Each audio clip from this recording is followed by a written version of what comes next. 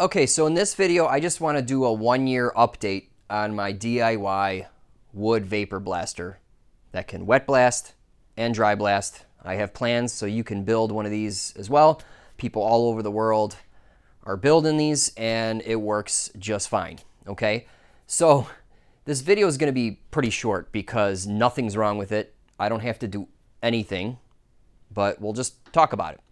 Actually, the only thing I got to do is from a maintenance standpoint is my power button came loose on the box. So I need to wheel this guy out a little bit and open the lid and tighten a screw or two. But other than that, I have not replaced anything on it other than the media. I've swapped media. I felt like the glass bead at some point I have contaminated it or just wore it out or whatever, and I loaded it with new media, which cost 25 bucks to load. Okay, so that's it. Right now I have about 18 hours on the hour meter in 1 year. So that's not necessarily a lot of time, but if we could look back at what I have done with this thing is vapor blasted everything on the LS motor for the LS project, right? And then I did the whole KX250, okay? And then a ton of other little stuff, like when I'm doing carburetors and I need to do a little carb, or like the jets. What this thing, sometimes the jets have funk on it that the ultrasonic won't take off, so I put it in here, I blast the jet for 5 seconds and bam, it's like brand freaking new. So I've done that a million times in here, but it only logs a few seconds, right? So anyway, yeah, I mean, I don't use this every day, but I do use it. Okay, I use it on a weekly basis, at least for a little bit, and that's it. So it gets wet all the time, okay? But the nice thing about this is it doesn't hold water in the cabinet. It all drains down into a plastic tub. So once you rinse it down and you leave the door open, it dries like in an hour or 2 or 3 or whatever, and then, you know, no water is contacting the wood, okay?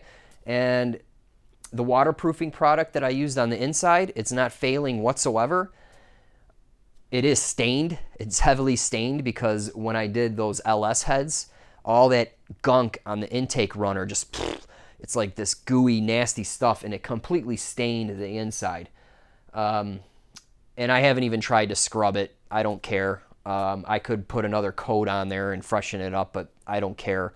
Some other consumables, the wiper. I've never replaced the wiper, and I never replaced it on the Harbor Freight machine. I mean, they seem to last, you know, more than 20 hours, that's for sure. I haven't replaced the glass here yet. I had to do it on the Harbor Freight because that was my mistake. I aimed the gun with some aggressive media at the glass, and I etched it. The gloves are holding up.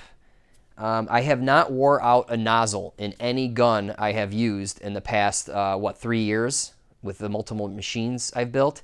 And part of that is I never stay with one gun. I'm always doing testing for you guys, and I'm doing this, doing that, using this gun, using this CFM. So I'm constantly swapping stuff, so I can't really tell you how much something will last, okay?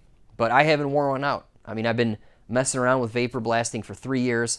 I haven't worn one out, okay? So there's that info. That's it. It's been rock solid. And that's all I got to say. So let's take a peek inside, and that's pretty much the end of the video to give you a 1-year update on this guy. And no, it doesn't leak. It doesn't leak a drop. The window doesn't leak. The gloves don't leak. The only thing that leaks is, you know, when the door's wet and you pop it open, it'll leak. Okay, but I got a drip tray.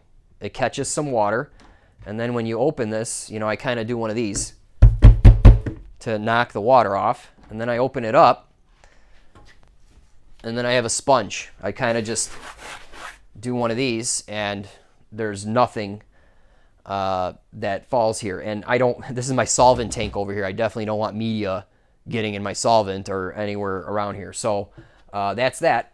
But yeah, let me get the camera over here. We'll take a look inside. Okay, first let's get a look over here. So this is where I open my door. This is probably the messiest area because you're going to get some water coming out of here, and when you unload parts, you're going to get some dripping, right? So I tend to rinse my parts really well, rinse the door down, wipe it down, and then this is what you get. I mean, maybe I got a little bit right there. Yeah. I mean, there is some dust on here. Here's the drip tray, you know. So it does catch stuff. You can see there is media there, not much. Here's the door. You know, here's a little bit of the coating. I mean, you can't, if you pick this stuff off, it'll take the wood with it. Okay, that's how well it adheres to the wood. Okay, so here's a look inside. You can see the black stains. That's from doing that cylinder head. It just freaking blew that crap all over the walls and really stained things. But overall, zero issues on the inside, zero leaks. It works freaking great, man. And it's just a wood box to control water back down to the pit. That's all you're doing with this thing.